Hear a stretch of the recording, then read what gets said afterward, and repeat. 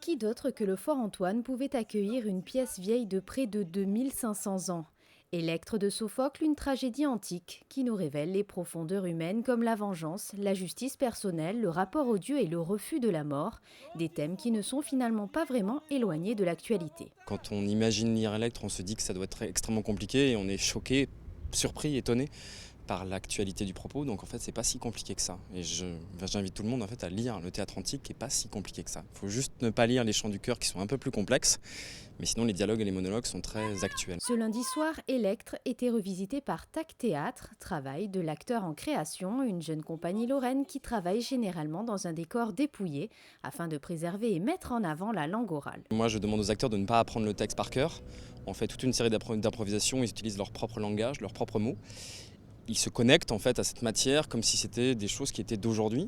Et au fur et à mesure d'improvisation, ils se rapprochent du texte tel qu'il est écrit et ça devient très concret, très actuel pour eux. Il y a beaucoup de propositions de leur part, ce qui permet de les rendre extrêmement vivants, actifs dans le travail. Et c'est pas mes idées de metteur en scène qui sont privilégiées, c'est leurs idées. Et après, mon rôle de metteur en scène, c'est d'organiser leurs idées pour qu'ensuite, eux puissent les défendre sur le plateau. Prochain rendez-vous au Fort Antoine le lundi 22 juillet avec à l'affiche La Passion de Médée par la compagnie Premier Acte.